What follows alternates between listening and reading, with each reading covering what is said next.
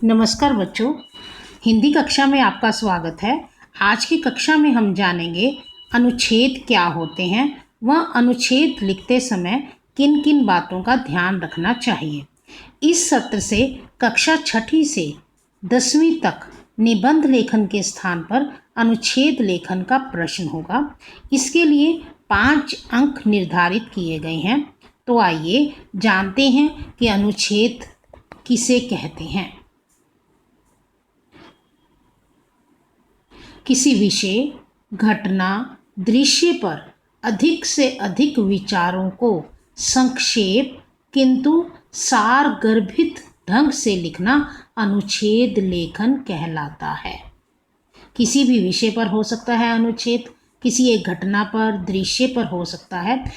विचारों की अधिकता होती है, लेकिन ये विचार प्रस्तुत कैसे किए जाते हैं, संक्षेप में व बड़े ही सारगर्भित ढंग से इन्हें प्रस्तुत किया जाता है।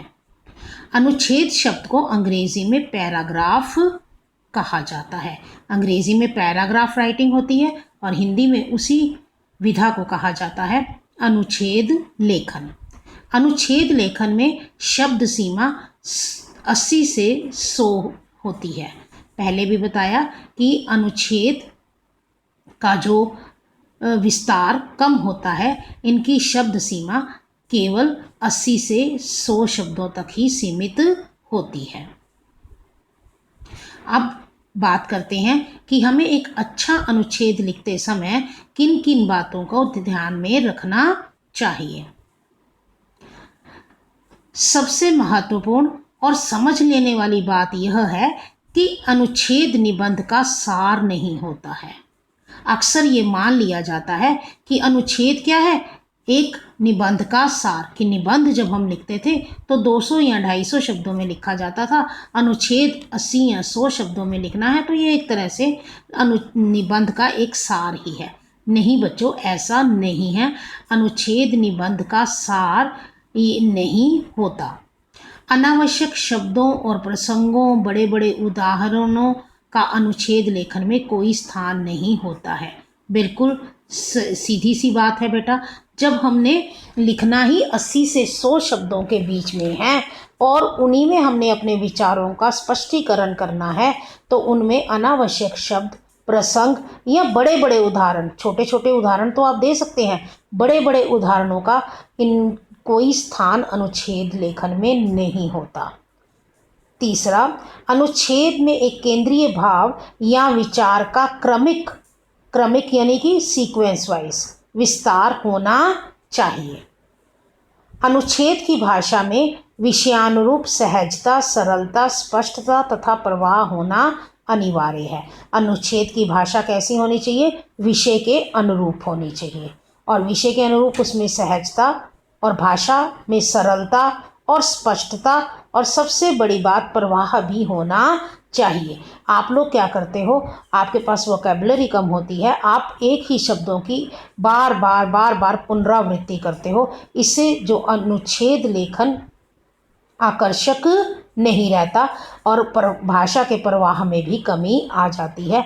आपने ये बात ध्यान रखनी है कि भाषा में स्पष्टता और प्रवाह बना रहना चाहिए। अनुच्छेद में एक ही बात को बार बार दोहराना नहीं चाहिए। जिस तरह से मैंने आपको बताया कि एक शब्द की पुनरावृत्ति ना हो, उसी तरह एक ही वाक्य या विचार की पुनरावृत्ति नहीं होनी चाहिए। छठा पॉइंट, अनुच्छेद में विषय से संबंधित दोहा, सूक्ति, कविता की पंक्तियां लिख सकते हैं। जिस तरह हम निबंध को आकर्षक और प्रभावकारी बनाने के लिए हम दोहा, सूक्ति, कविता की पंक्तियों का प्रयोग उनमें करते थे, उसी तरह हम अनुच्छेद में भी दोहा, सूक्ति, कविता की पंक्तियां लिख सकते हैं, लेकिन उनमें अत्यधिक उनका प्रयोग नहीं होना चाहिए। और ये दोहा, सूक्ति या कविता की पंक्तियां जो भी आप दो या लिखोगे, वो क्या करती हैं, वो आपके अनुच्छेद लेखन पर एक पेपर वेट का काम करती हैं। और इनके यदि हम प्रयोग करते हैं अनुच्छेद में, 1 या मैक्सिमम 2 का प्रयोग करेंगे और इससे आपके मार्क्स लेने में बहुत सहायता मिलेगी। यदि आप किसी सूक्ति या काव्य पंक्ति का प्रयोग करते हैं तो उससे आपको अच्छे अंक मिलेंगे। संभावना नहीं है, अवश्य ही मिलेंगे।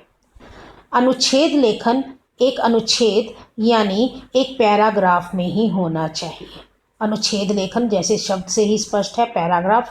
जिस तरह से हम निबंध में बार बार पैराग्राफ चेंज करते थे, उस अनुच्छेद में पैराग्राफ चेंज नहीं करते। एक ही पैराग्राफ में हमारे सारे विचारों को हमने समाहित करना होता है। पैराग्राफ चेंज नहीं करना, एक ही अनुच्छेद में ये लिखा जाता है, तभी इसका नाम है अनुच्छेद। अब मैं आपको एक अनुच्छेद का उदाहरण दे रही हूँ और विषय मैंने लिया है मोबाइल फ़ोन, सुविधा या असुविधा। देखें, इसमें कोई भी पैराग्राफ चेंज नहीं है और यदि आप पढ़ेंगे तो इसमें भाषा की सरलता, स्पष्टता, प्रवाहमयता आपको साफ नज़र आएगी और कोई भी विचार की, शब्द की या वाक्य की पुनरावृत्ति नहीं होगी। उम्मीद है बच्चों आपको अनुच्छेद लेखन समझ आ गया होगा और आप इन बातों को ध्यान में रखते हुए अनुच्छेद लेखन का अधिक अभ्यास करेंगे और आप उसमें पारंगत भी होंगे। धन्यवाद। स्वस्थ रहें, सुरक्षित रहें।